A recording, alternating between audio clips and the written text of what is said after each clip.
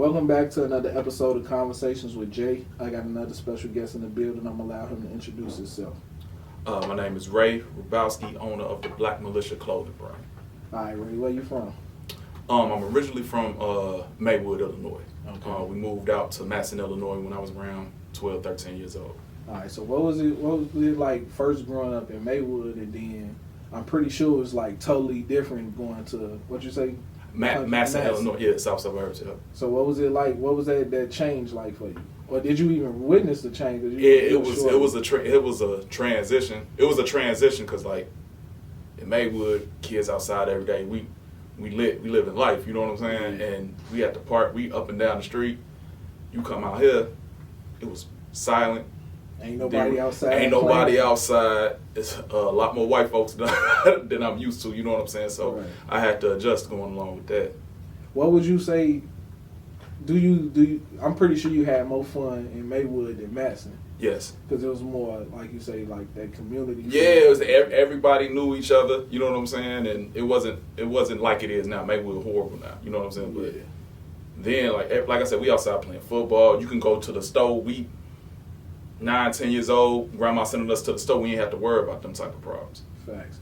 So what would you say was your experience like growing up in Madison? Because that's where you technically went from basically like a young teenager to an adult, right? Right.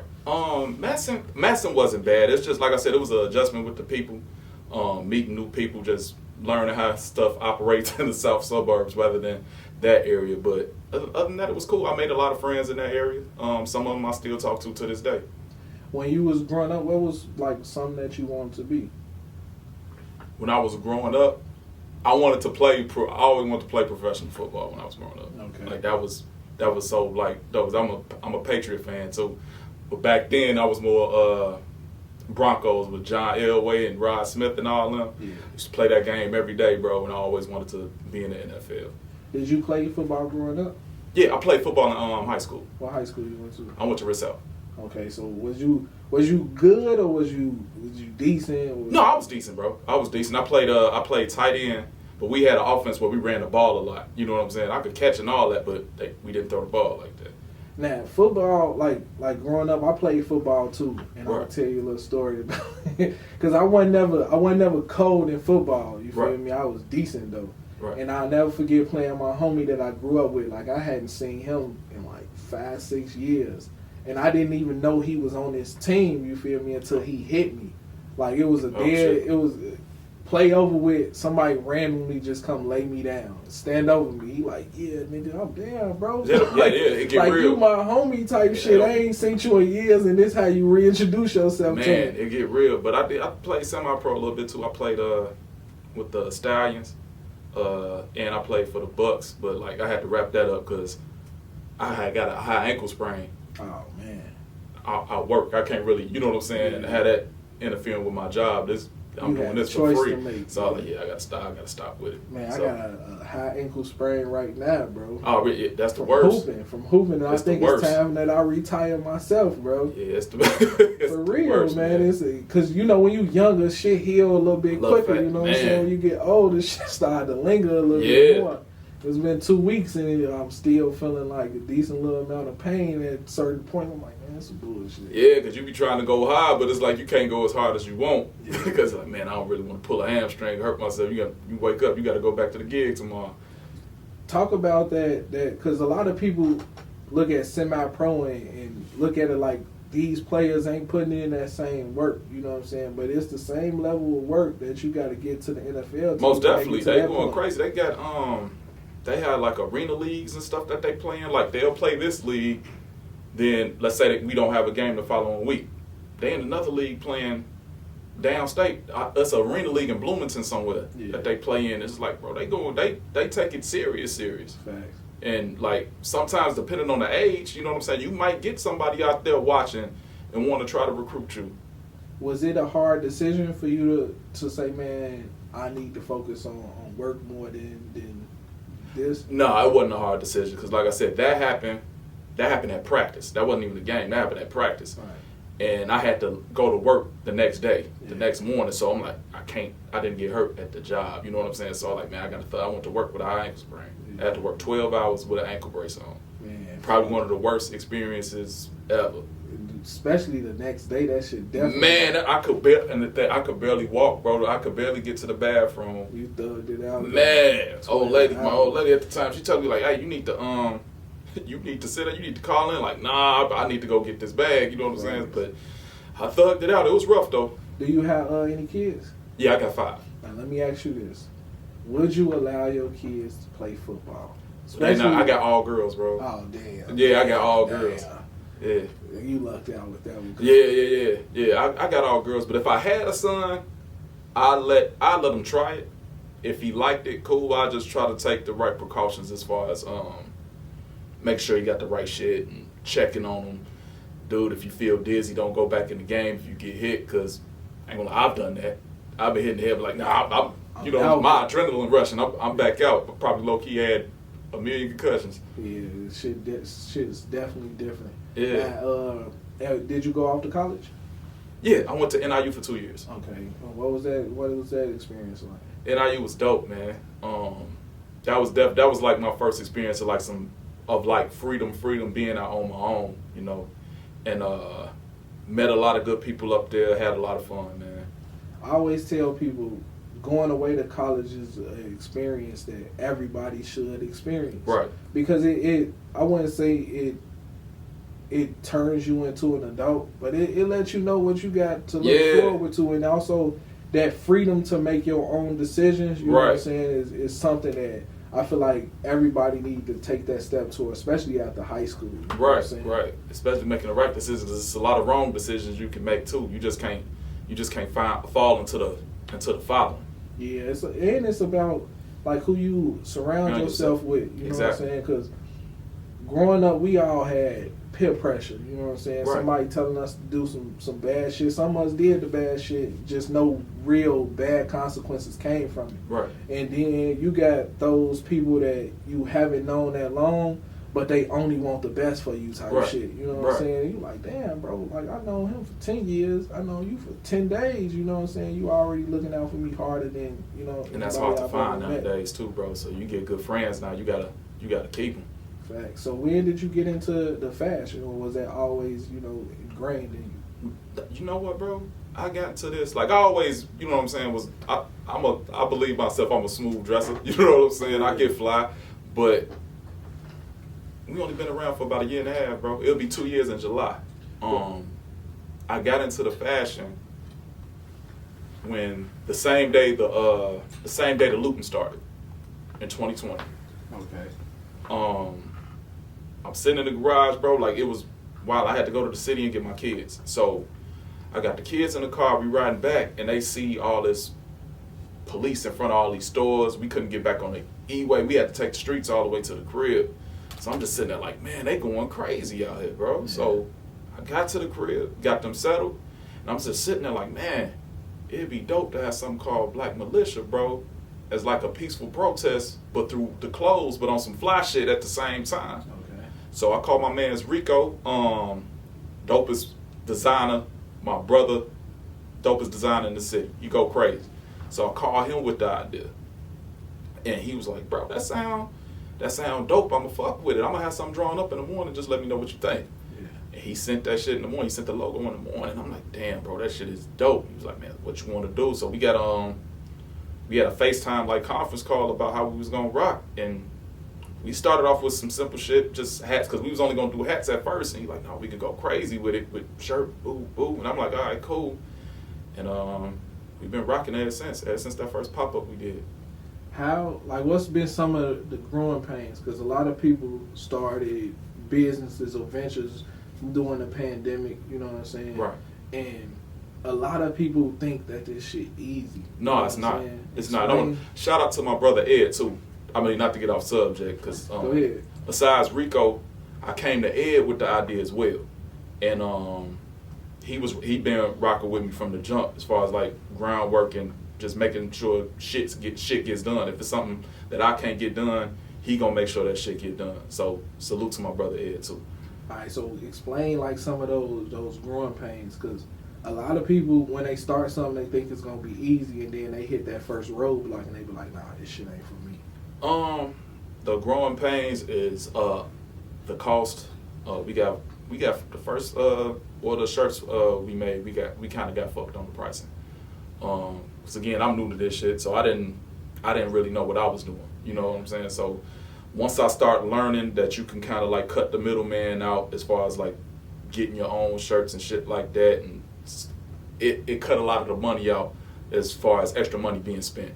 Right, so basically you had somebody printing for you and also supplying the shirts. The shirts, right. Okay. Like the first couple orders we did that, and then we like, nah, we gotta figure it out. You know what I'm saying? We figured it out. So how much of it is trial and error, like you say, because you got Guild and shit, you got all types of different type of shirts, you know what I'm saying? Then you got, I'm pretty sure you own some personal t-shirts of your own, right, that you're like, damn, this shirt feel good type shit, you know what I'm saying? So how much of that went into you actually growing as far as like finding better quality material?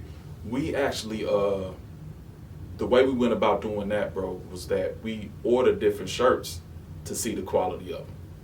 Before, because we had samples made before we start putting them out to the public. You know what I'm saying? So first run of the shirts, we just made them real quick. The quality was good, but we was like, man, it could be better.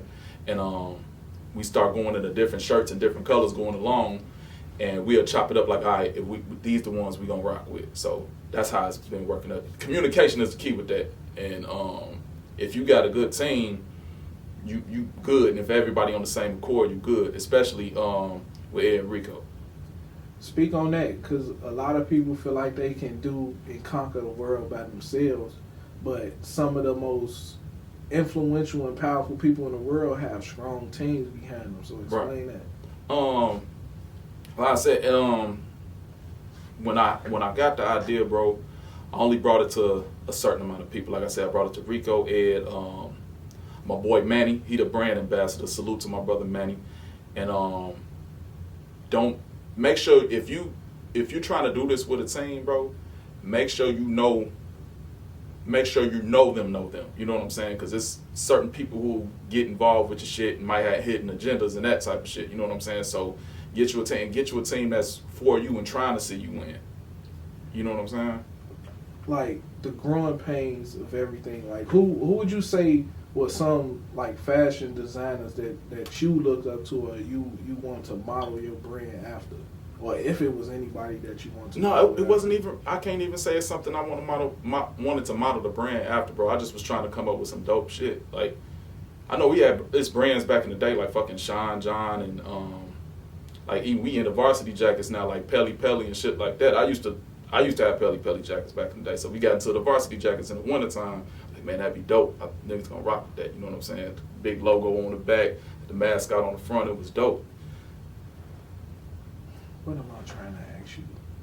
Like, cause, like people, I'm gonna keep saying this. People think that the shit easy. It's you not. Know what I'm saying, and one thing about creating a brand or anything that you want people to rock with, people have to have an open opinion to basically spending their money with you. You know what I'm saying? So, what was the reception like? Cause, like you say, you started off with hats first. So, what was the reception like when you dropped your first product? My first product, when I dropped it, people was rocking with it, man. Like, I didn't think it was gonna go as good as it went. You know what I'm saying? And people was loving that name, especially with the times we was in at that time. You know what I'm saying? And yeah, people been rocking with it ever since. You get people who get confused about the meaning of the name, and I have to explain it to them. But the name is kind of like a conversation piece in itself. Because this ain't just for black folks. There's white, Hispanic, everybody. You know what I'm saying? All these races together make black anyway. What would be the confusion as far as like the name? It's been more of like like people are at, oh, you guys like a militant group. But again, this is more from the other races. Black folks I usually don't have that problem with. And I'll explain to them what it is and what it stands for. And they'll usually end up buying something. Most of them is like through inboxes and DMs, they'll ask me about the name. They'll start following the page and see it like, bro, this is dope, but I want to know a little background on the name before I purchase. So, that's not a big deal. So are those conversations difficult to have? They not. If you an open-minded person and you in the right mind state and you don't have any racial bias, and I explain this to you, and you got a problem, that just explains the type of person you are, bro. Facts. You know what I'm saying? It's cool that you take time out to explain it to people just so they can have a full understanding of what they getting themselves into when something like that. You know what I'm saying? Right. Is this your first interview? No. So like I don't like to ask like cliche questions, you know what I'm saying? Everything I like to ask just be in the flow of the conversation. No, you know what I'm saying? We rocking, bro. So like when you transition from only doing just the hats to the t-shirts, like what are some of those conversations like when people just come in to show love and support? Because like you say, it was a moment in time where if a black person was doing something positive, black people just was showering them with love type shit. You know what I'm saying? Mm-hmm. So what was those moments like when people were actually reaching out to you and letting you know they rock with what you got going on? Man, it feel good, bro. It feel good. You know what I'm saying? And especially like, not even just for me, bro. Like I said, I do a lot of pop-up events and stuff like that. So it's just good to see everybody shopping with each other, bro. You know what I'm saying? Like, and we still not at where we need to be at as a people, bro, but we getting there, and it's progress, and it's dope. But like I said, when people show me love, I always show love back. Like, I sell merch, and I tell people all the time, like, hey, follow us on IG. If you take a picture, I'm going to show love. So either I'm going to throw you on the page, depending on how your picture look, I'm going to put you on the story. I always show love to the people, because people always like to be a part of something. Yeah. And I always want people who support me to be a part of the brand. When you first started the brand, did you already have a website and everything? Yeah, we took care of, before we actually start getting stuff back, bro, we took care of all that before. Like I said, we had samples of hats coming back in. We had samples of shirts coming back in. We had to get the LLC done. We had to get the website done. We were trying to make sure we had all our ducks in a row as far as that before we start getting merch back. Because I didn't want to be out here doing pop-up shops and stuff like that. They asked for the website. Oh, I ain't got a website yet. I ain't trying to, you know what I'm saying? Yeah. People don't take you serious when you ain't got your shit together. I was definitely finna say that a lot of people jump off or they jump into a venture too early and they don't have all their ducks in a row. Right. You know what I'm saying? When you just simply having that website makes your business more powerful, because when somebody shop with you, they gotta leave their email, their phone number, or something. Right. And you shipping to them, so you got their address. So that just from a marketing aspect, like that makes your business 10 times more powerful, just Most because definitely. you already got these things in line. Most definitely, bro. So what's some of your goals and like where you want to take it? Man, I'm hoping to take it to the top, man. And I got real motivated a few weeks back. I went to they had a fashion show, and I went to that, and I was just sitting there watching how they move, bro. And I'm like, man, this shit is dope, bro. I'm trying to take it to that level, though. I know we ain't been around too long, but we making a lot of noise in the short time we've been. You know what I'm saying? So I feel we more than capable of doing that. All you gotta do is keep stepping up that brand awareness and just let motherfuckers know like you out here. You know Right. I feel like I tell artists this all the time. Like I may not listen to your music until I hear you talk, and that comes from interviews. You know what I'm saying? Depending on what you're talking about in this interview, how you conduct yourself in this interview may make me go listen to your music. And I feel like that's just with any brand. You know what I'm saying? So the more you build your personal brand, the easier it is for your brand to grow type shit. Right. What are some challenges you found, like, building your brand just through social media?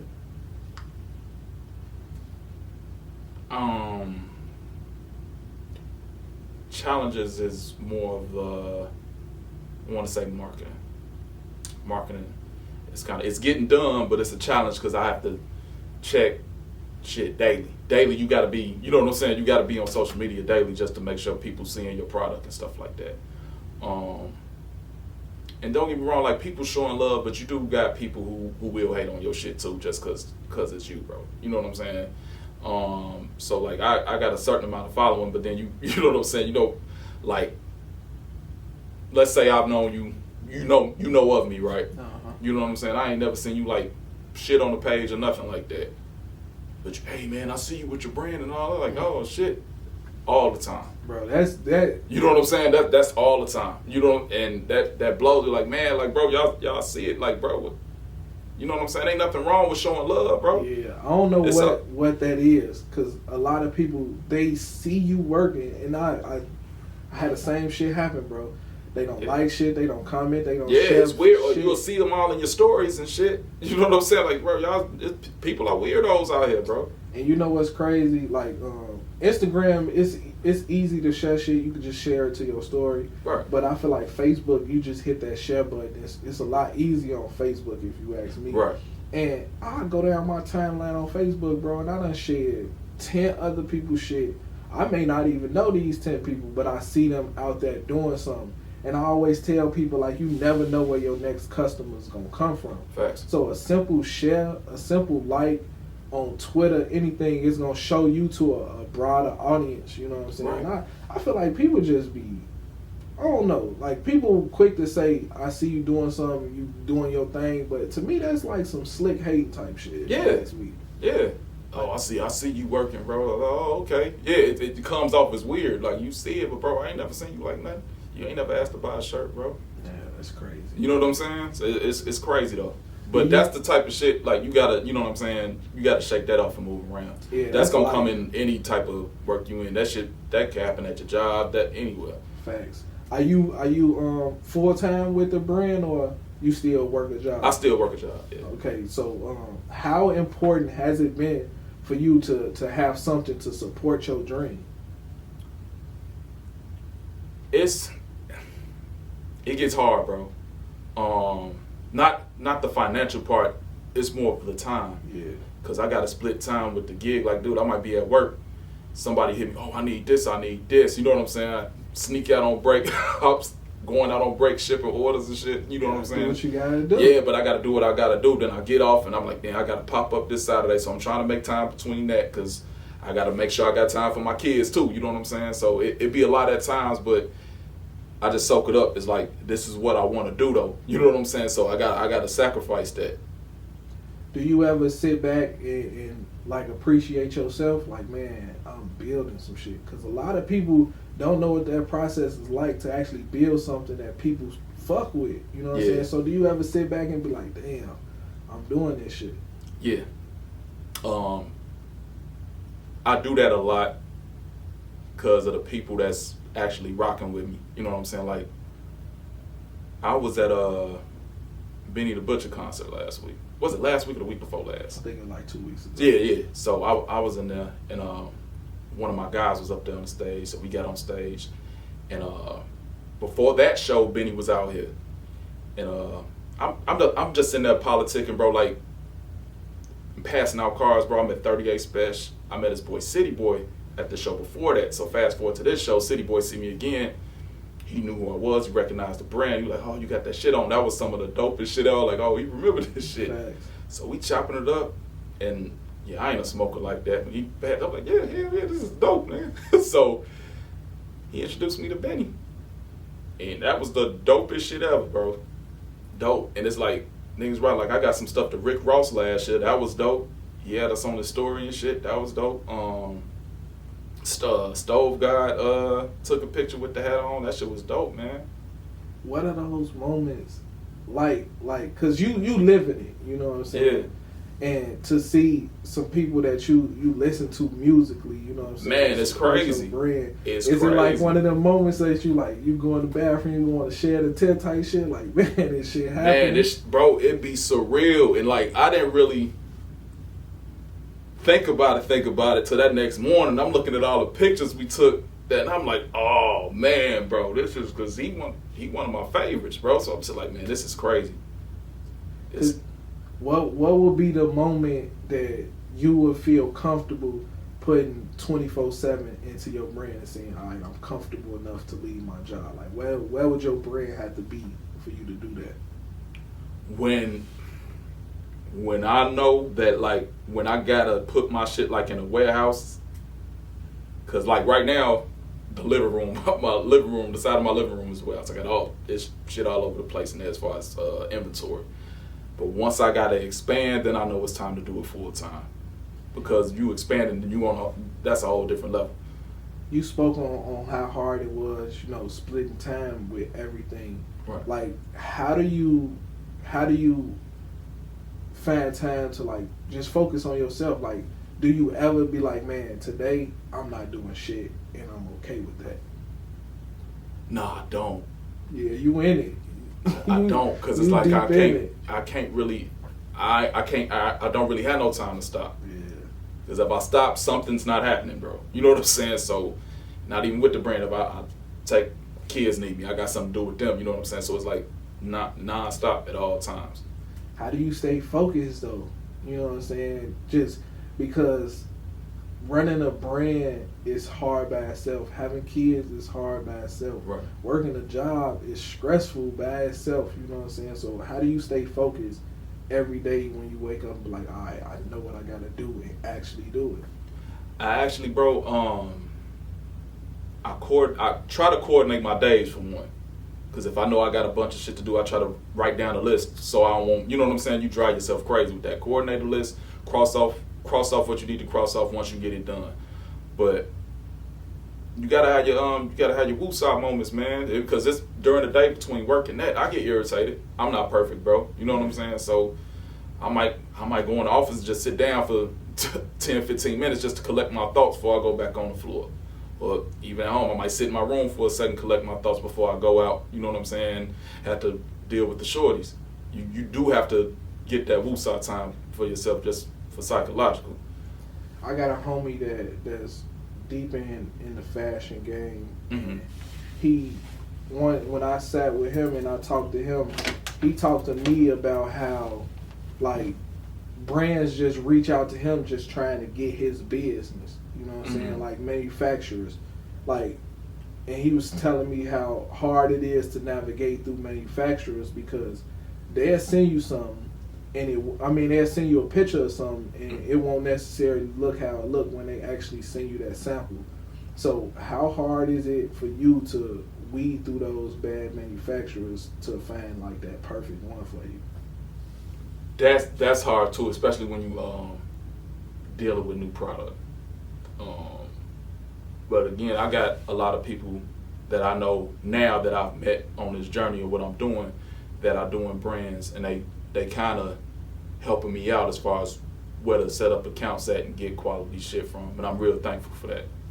You're not afraid to ask questions or ask for help? That's what it's saying. No, I'm not, because if you don't, the whole key to this game, bro, is networking.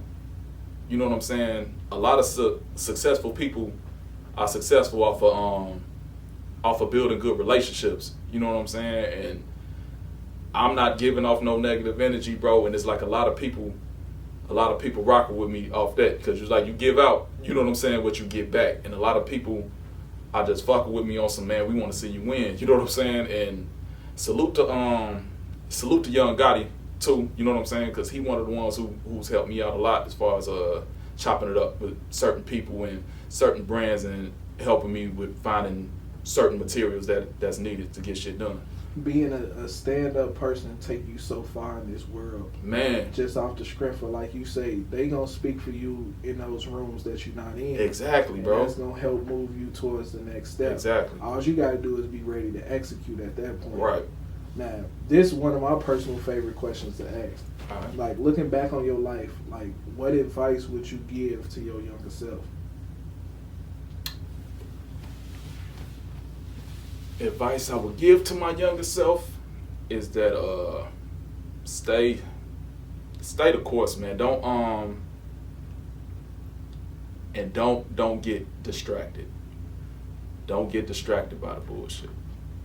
That happened to me a lot while I was younger, in my younger days, especially because I got married young and shit. So a lot of people distract me during that. You know what I'm saying? And I'm just focused on working and focus on yourself. I'm focused on everything else, make sure everybody else good. I wasn't focused on myself enough. Now, you spoke on being married. Like, how important was it for you to find a woman to grow with?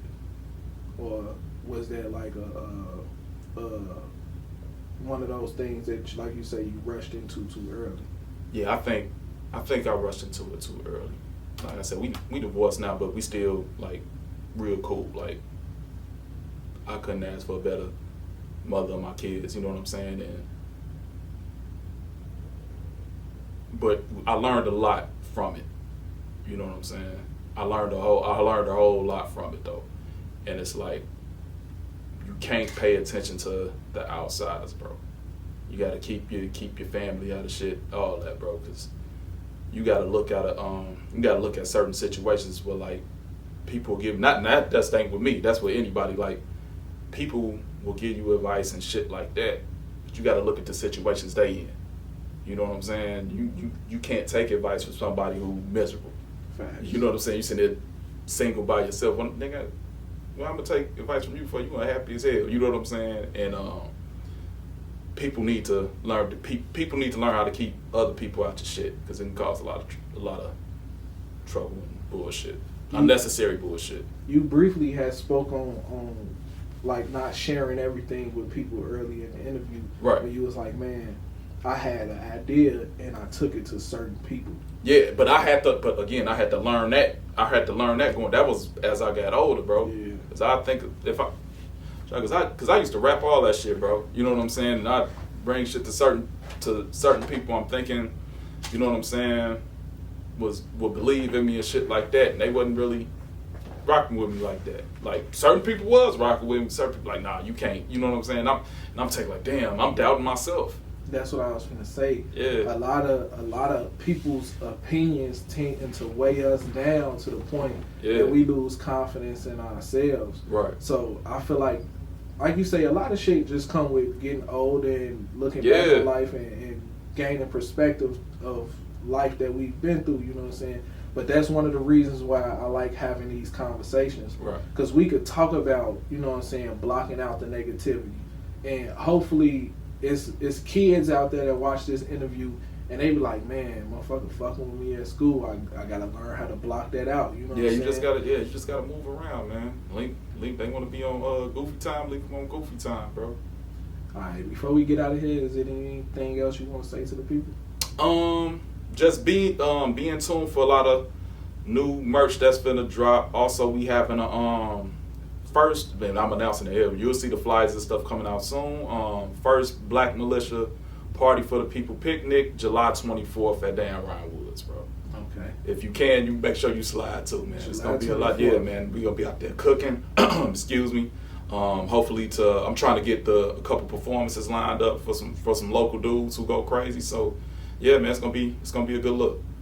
Man, one, I want to say shout out to you just for seeing your brand through. You know, you got a long way to go. Right. And I feel like you got the right mind state, because a lot of people jump into things, and we all jump into things off emotion. You know what I'm saying? Like, right. Man, I want to do that shit. Right. But once the work start piling up, like I say, a lot of people get away from the shit and they be like, I don't want to do it no more. Yeah. So to see you still, you know what I'm saying, pushing forward, and like you say, you finna throw your first event, like, I just want you to always remember them moments from where you started to where you are in the moment now. You know what I'm saying? Because a lot of people don't get the chance to have a brand, let alone give back to the community. Right. And I feel like that's, if you're gonna do something out here in this world, then it needs to bring joy in other people's lives in some type of way. Facts. You know what I'm saying? So for you to be doing that and seeing it through, bro, with everything that you have on your plate, I gotta salute you. One, as a man, and two, as a black man. I appreciate it, brother. Because shit be difficult out here, bro. No, it's real. And a lot of people, like, we as men don't always get a chance to express ourselves and how we feel. And we don't get to have bad days, you know what I'm saying? Right. So